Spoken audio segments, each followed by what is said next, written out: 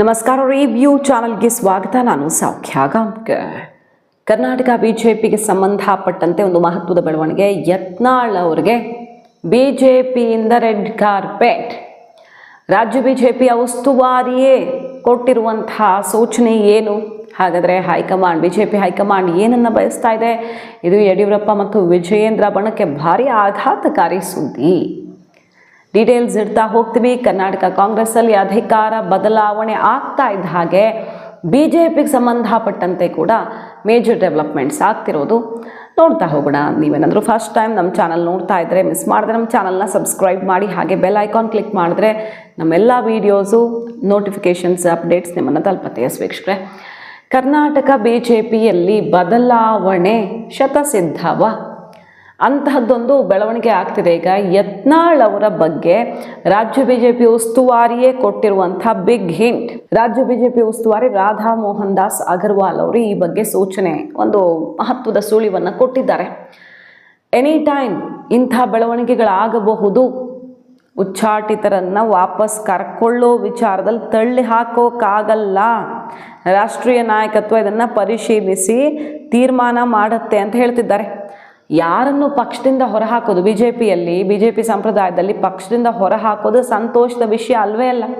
ಸಾಮಾನ್ಯವಾಗಿ 6 ವರ್ಷಕ್ಕೆ ಅಂತ ಉಚ್ಚಾಟನೆ ಮಾಡಲಾಗುತ್ತೆ. ಆದರೆ ಅವರ ನಡವಳಿಕೆ, ಪರಿಸ್ಥಿತಿ ಎಲ್ಲವೂ ಕೂಡ ಪಕ್ಷದ ಹೈಕಮಾಂಡ್ ನಿರ್ಧಾರದ ಮೇಲೆ ಮುಂದಿನ ತೀರ್ಮಾನ ಆಗುತ್ತೆ, ಅವಲಂಬಿತವಾಗಿರುತ್ತೆ ಅನ್ನುವಂಥ ಅಚ್ಚರಿ ಅಂಶ ಹೇಳಿದ್ದಾರೆ. ಅಷ್ಟೇ ಅಲ್ಲ, ರಾಜ್ಯಾಧ್ಯಕ್ಷ ಕುರ್ಚಿಯ ಬಗ್ಗೆ ಕೂಡ ಏನು ಹೇಳಿದ್ದಾರೆ ನೋಡಿ ಅವರು.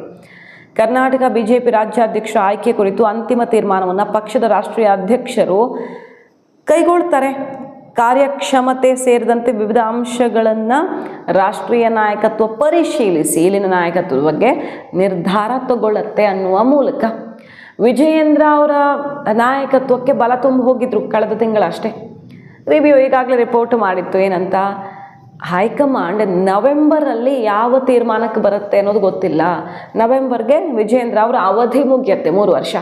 ಸೊ ಅವಧಿ ಮುಗಿದ ಮೇಲೂ ಅವರನ್ನು ಕಂಟಿನ್ಯೂ ಮಾಡಿದ್ರೆ ಅವರ ನಾಯಕತ್ವದಲ್ಲಿ 28 ಚುನಾವಣೆ ಅಂತ ಆಗುತ್ತೆ. ಅವಧಿ ಮುಗಿದ ಮೇಲೆ ಬದಲಾಯಿಸುವ ಮೂಲಕ ಯಡಿಯೂರಪ್ಪನವ್ರಿಗೆ ಅವ್ರು ಹೇಳಿದಂತೆ ಮಾತಿಗೆ ನಾವು ಮಣೆ ಹಾಕಿ ವಿಜಯೇಂದ್ರ ಅವ್ರಿಗೆ ಒಂದು ಇಡೀ ಅವಧಿ ಕೊಟ್ಟಿದ್ದೀವಿ ಅಂತ ಹೇಳ್ದಂಗೂ ಆಗತ್ತೆ. ಹೈಕಮಾಂಡ್ ಯಾರನ್ನು ನಾವು ನೆಗ್ಲೆಕ್ಟ್ ಮಾಡೇ ಇಲ್ಲ, ಅವಕಾಶ ಕೊಟ್ಟಿದ್ದೀವಲ್ಲ ಅಂತ ಸಮುದಾಯವನ್ನು ಸಮಾಧಾನ ಮಾಡಬಹುದು.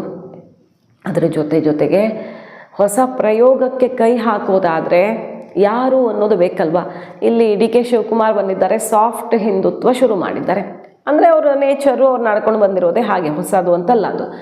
ಡಿ.ಕೆ. ಶಿವಕುಮಾರ್ ಅವರು ಪೂಜೆ ಪುನಸ್ಕಾರ, ಹೋಮ ಹವನ, ದೇವಸ್ಥಾನ, ಟೆಂಪಲ್ ರನ್ಗಳನ್ನು BJP ಅವ್ರಿಗಿಂತ ಜಾಸ್ತಿ ಮಾಡ್ತಾರೆ.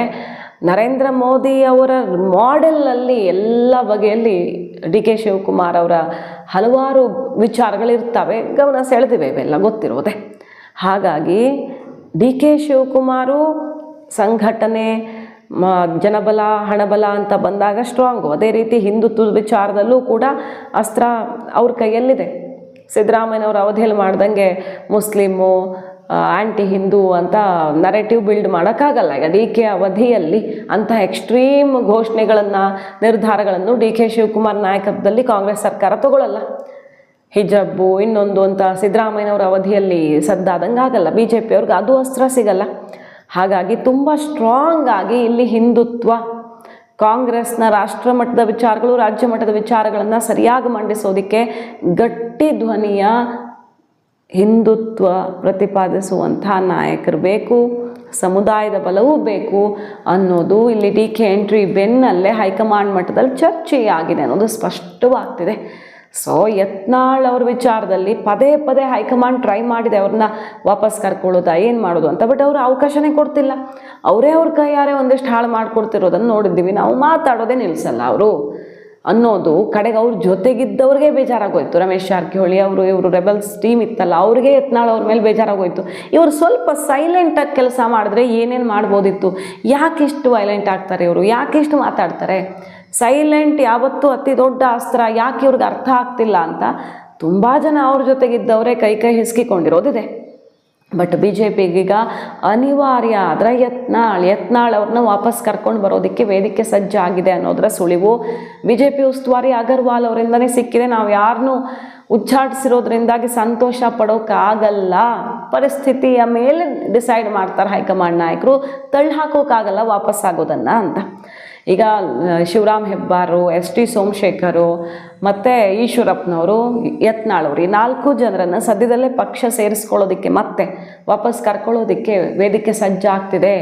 ಡಿ ಕೆ ಜೊತೆ ಗುರುತಿಸ್ಕೊಂಡಿದ್ದಾರೆ ಹೆಬ್ಬಾರ್ ಮತ್ತು ಸೋಮಶೇಖರ್ ಅವರೆಲ್ಲ. ಆದರೂ ಹಲವಾರು ಕಾರಣಗಳಿರ್ಬೋದು, ಅವ್ರ ಸುತ್ತ ಬೇರೆ ಬೇರೆ ಪರಿಸ್ಥಿತಿ ಒತ್ತಡಗಳು ಸೃಷ್ಟಿಯಾಗಬಹುದು. ಆ ಪಕ್ಷ ಈ ಪಕ್ಷ ಅಂದ್ಕೊಂಡು ಹೇಳೋಕ್ಕಾಗಲ್ಲ. ಅವರು ಕೂಡ ಮನಸ್ಸು ಮಾಡ್ಬೋದು, ಆಯಿತು ಇದ್ದಲ್ಲೇ ಇರೋಣ, ಮತ್ತು ಯಾಕೆ ಗಡಿ ಹಾರೋದು ಬೇಲಿ ಹಾರೋದು ಅಂತ. ಈಶ್ವರಪ್ಪನವರು ಕುರುಬ ಲೀಡರು, JP ರಾಜ್ಯಸಭೆ ಟಿಕೆಟಿಂದ ಹಿಡಿದು ಹಲವಾರು ವಿಚಾರಗಳಲ್ಲಿ ಹಿಂದುಳಿದ ವರ್ಗ, OBC, ಕುರುಬ ಅಂತ ಕಾನ್ಸಂಟ್ರೇಷನ್ ಮಾಡ್ತಿದೆ.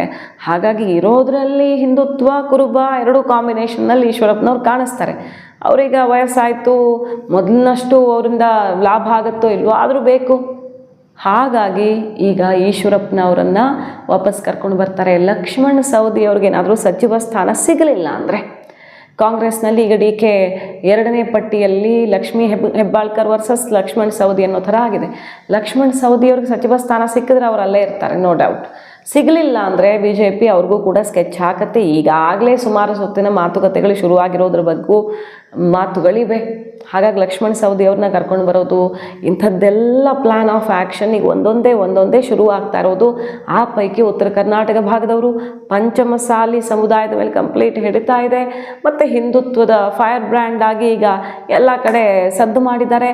ಆ ಕಾರಣಕ್ಕೆ ಯತ್ನಾಳ್ ಅವರ ಎಂಟ್ರಿ ಫಿಕ್ಸ್ ಅನ್ನೋವಂಥ ಸುದ್ದಿ ಬರ್ತಿದೆ. ಬಾಗಲಕೋಟೆ ಎಲೆಕ್ಷನ್ನಲ್ಲಿ ಯತ್ನಾಳ್ ಹೋಗಿ ಕೂಡ ವಿಫಲ ಆಯಿತು, ಏನೂ ಪ್ರಯೋಜನ ಆಗಿಲ್ಲ, ಇನ್ಫ್ಯಾಕ್ಟ್ ಲಾಸ್ ಆಯಿತು ಅಂತ ಹೇಳಲಾಗ್ತಿದೆ. ಅಂದರೆ ಸುಮ್ಮನೆ ಅಲ್ಲಿ ಗೊಂದಲಗಳನ್ನು ಸೃಷ್ಟಿಸಲಾಯಿತು.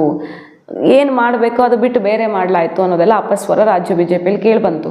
ಆದಾಗ್ಯೂ ಕೂಡ ಇನ್ನಷ್ಟು ಬಲ ತುಂಬಿದ್ರೆ ಅವರಿಗೆ ಪಕ್ಷ ಮತ್ತು ಯತ್ನಾಳ್ ವರ್ಚಸ್ಸು ಎರಡೂ ಒಂದಾದರೆ ಲಾಭ ಬೇರೆ ಇರುತ್ತೆ ಅನ್ನೋ ರೀತಿಯಲ್ಲಿ ಯತ್ನಾಳ್ ಸುತ್ತ ಈಗ ಕ್ಯಾಲ್ಕುಲೇಷನ್ ಶುರು ಆಗೇ ಬಿಟ್ಟಿದೆ. ಅವರು ಸುಮಾರು ಸಲ ಹೇಳಿದರು, ನೋಡಿ ನನ್ನನ್ನು BJP ಕರ್ಕೊಳ್ಳುತ್ತೆ, ನಾನೇ CM ಅಂತೆಲ್ಲ ಮಾತನಾಡಿದರು.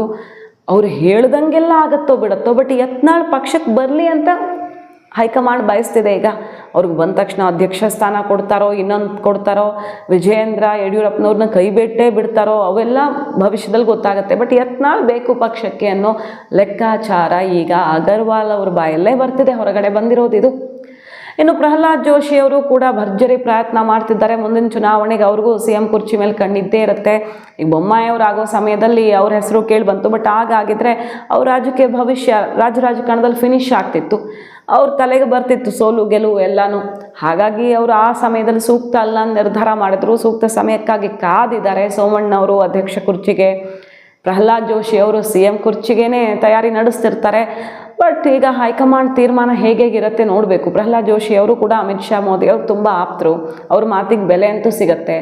ಅವರು ಭವಿಷ್ಯದಲ್ಲಿ ಅವಕಾಶ ಸಿಕ್ಕಿದ್ರೆ ಅಂತ ಕಾಯ್ತಿರ್ತಾರೆ. ಈಗ ರಾಜ್ಯಸಭೆಗೆಲ್ಲ ಅವ್ರು ಕೊಟ್ಟ ಹೆಸರೇ ಫೈನಲ್ ಆಗಿರೋದು. ಯಡಿಯೂರಪ್ಪನವರು ವಿಜೇಂದ್ರ ಅವ್ರು ಕೊಟ್ಟ ಹೆಸರಿಗಿಂತ ಜೋಶಿ ಕೊಟ್ಟ ಹೆಸರಿಗೆ ಮಣೆ ಹಾಕಿದ್ದಾರೆ ಅನ್ನೋದು ಗಮನ ಸೆಳೀತು. ಅದರ ಜೊತೆಗೆ ಈಗ ಯದುವೀರ್ ಒಡೆಯರ್ ಸುತ್ತ ಕೂಡ ಒಂದಿಷ್ಟು ಚರ್ಚೆಗಳಾಗ್ತಿದ್ದಾವೆ. ಮೈಸೂರು ರಾಜರು ಅನ್ನೋದು ಬರೀ ಮೈಸೂರು ಭಾಗದಲ್ಲಿ ಭಾವನಾತ್ಮಕವಾಗಿ ಕನೆಕ್ಷನ್ ಅಲ್ಲದೆ ಇಡೀ ಕರ್ನಾಟಕಕ್ಕೆ ಕನೆಕ್ಟ್ ಆಗಬಹುದು, ಯಾರಿಗೆ ಗೊತ್ತು. ಅವರ ಸುತ್ತ BJPಗೊಂದು ಭವಿಷ್ಯ ಇದೆಯಾ ಅನ್ನೋ ಥರ ಎಲ್ಲ ಫೀಡ್ಬ್ಯಾಕ್ ಹೋಗ್ತಿದೆ ಹೈಕಮಾಂಡ್ಗೆ. ಹೈಕಮಾಂಡೇ ಏನೋ ತೀರ್ಮಾನ ಮಾಡಿದೆ ಅಂತಲ್ಲ, ಅವರೊಬ್ಬರು MP. ಈಗ ಅವರ ಸುತ್ತ ನಾವು ಭ್ರಷ್ಟಾಚಾರದ ಕಳಂಕ ಇಲ್ಲ, ಎಜುಕೇಟೆಡ್ಡು, ಮಹಾರಾಜರು ಅನ್ನೋದು ಪ್ರಜಾಪ್ರಭುತ್ವ ಇರಲಿ ಏನಿರಲಿ, ಅವ್ರ ಬಗ್ಗೆ ಒಂದು ಎಮೋಷ್ನಲ್ ಅಟ್ಯಾಚ್ಮೆಂಟ್ ಇರುತ್ತೆ ಜನಕ್ಕೆ. ಅದೆಲ್ಲದರ ಲಾಭ BJP ಕರ್ನಾಟಕದಲ್ಲಿ ಪಡಿಬಹುದಾ ಅನ್ನೋದ್ರ ಸುತ್ತ, ಯದುವೀರ್ ಸುತ್ತನೂ ಒಂದಿಷ್ಟು ಚರ್ಚೆಗಳಾಗ್ತಿರೋದು ಕಾದು ನೋಡಬೇಕು. ಕರ್ನಾಟಕ BJPಯಲ್ಲೂ ಈಗ ಸರ್ಜರಿಯ ಸಮಯ ಶುರುವಾಗೇ ಬಿಡ್ತಾ. DK CM ಆದ ಬೆನ್ನಲ್ಲೇ ಈಗ 14 ಶಾಸಕರು, DK ಶಿವಕುಮಾರ್ ಅವ್ರ ಕ್ಯಾಂಪ್ ಅವ್ರು ಹೇಳ್ತಿದ್ದಾರೆ, ಕುಮಾರಸ್ವಾಮಿ ಅವರು ಕಾಲ್ ಮಾಡಿದ್ದಾರೆ ಕ್ರಾಸ್ ವೋಟಿಂಗ್ ಮಾಡಿಸೋದಕ್ಕೆ ವಿಧಾನ ಪರಿಷತ್ ಎಲೆಕ್ಷನ್ನಲ್ಲಿ ತಯಾರಿ ಶುರುವಾಗಿದೆ ಅಂತ. ಗೊತ್ತಿಲ್ಲ ಯಾರು ಯಾವ ರೀತಿಯಲ್ಲಿ ಮುನಿಸ್ಕೊಂಡಿದ್ದಾರೆ ಕಾಂಗ್ರೆಸ್ಸಲ್ಲಿ. ಸೊ ಇಲ್ಲೊಂದು ಗಟ್ಟಿ ನಾಯಕತ್ವ ಇದ್ದರೆ ನಾಳೆ ಆಗುವಂಥ ಬೆಳವಣಿಗೆಗಳಿಗೆ ತಕ್ಕಂತೆ BJP ಆ್ಯಕ್ಟ್ ಮಾಡಬಹುದು. ಬಟ್ BJP ಏನಾದರೂ ಆ್ಯಕ್ಷನ್ ತೊಗೊಳ್ಳೋದಕ್ಕೆ ಇಲ್ಲೊಂದು ನಾಯಕತ್ವ ಬೇಕು. ಅಲ್ಲಿಂದ ನಾಯಕತ್ವ ನಂಬಿಕೊಂಡು ಬರೋ ರೀತಿಯಲ್ಲಿ ವಾತಾವರಣ ಬೇಕು. ಸೊ ಕುಮಾರಸ್ವಾಮಿ ಅವರು ಹೇಗಿರ್ತಾರೆ, ಮೈತ್ರಿ ಭಾಗವಾಗಿ ಅನ್ನೋದು ಇಂಪಾರ್ಟೆಂಟ್ ಆಗುತ್ತೆ. ಸೋಮಣ್ಣವರು ತುಮಕೂರು ಪಾಲಿಟಿಕ್ಸಲ್ಲಿ ರಾಜಣ್ಣನವರನ್ನು ಕರ್ಕೊಳ್ಳೋ ಪ್ರಯತ್ನ ಮಾಡಬಹುದು. ಹಾಗಾಗಿ ತಡ ಮಾಡದೆ ರಾಜಣ್ಣನವ್ರ ಜೊತೆಗೆ ಕಾಂಪ್ರಮೈಸ್ ಆಗಿ ಮಾತುಕತೆ ಸಂಧಾನ ಎಲ್ಲ DK ಶುರು ಮಾಡಿರೋದು ಗಮನಿಸ್ತಿದ್ವಿ. ಈಗಾಗಲೇ ನಾವು ಇದ್ರ ಬಗ್ಗೆ ಎಕ್ಸ್ಕ್ಲೂಸಿವ್ ಸುದ್ದಿಯನ್ನು ಮಾಡಿದ್ವಿ. ಎಲ್ಲಿ JDS ಕಡೆಗೆ ಹೋಗ್ತಾರೋ ರಾಜಣ್ಣನವರು, BJP ಕಡೆಗೆ ಹೋಗ್ತಾರೋ ಅಂತ. ಅವ್ರು ಹೋದರೆ ನಾಳೆ ಎಷ್ಟು ಜನರನ್ನು ಕರ್ಕೊಂಡು ನಿಧಾನಕ್ಕೆ ಒಬ್ಬೊಬ್ಬರನ್ನೇ BJP ಅವ್ರ ಥ್ರೂ ಆಪ್ರೇಟ್ ಮಾಡ್ಬೋದು ಅಂತ DK ಬ್ರದರ್ಸ್ ಟೈಟ್ ಮಾಡ್ತಿದ್ದಾರೆ ಎಲ್ಲವನ್ನ. ಸೊ BJP ಈಗ ಒಂದೊಂದೇ ಲೆಕ್ಕಾಚಾರ ಶುರು ಮಾಡಿರೋದು ಕರ್ನಾಟಕ ಪಾಲಿಟಿಕ್ಸಲ್ಲಿ. ಇಲ್ಲಿ ಏನಾಗುತ್ತೋ ಅದರ ಪರಿಣಾಮದ ಲಾಭವನ್ನು ಪಡೆಯೋಕೆ. ಮಾಹಿತಿ ಇಷ್ಟ ಆಗಿದ್ರೆ ಮಿಸ್ ಮಾಡದೆ ನಮ್ಮ ಚಾನಲ್ನ ಸಬ್ಸ್ಕ್ರೈಬ್ ಮಾಡಿ, ನಿಮ್ಮ ಅಭಿಪ್ರಾಯ ಕಮೆಂಟ್ ಮಾಡಿ ತಿಳಿಸಿ. Thank you.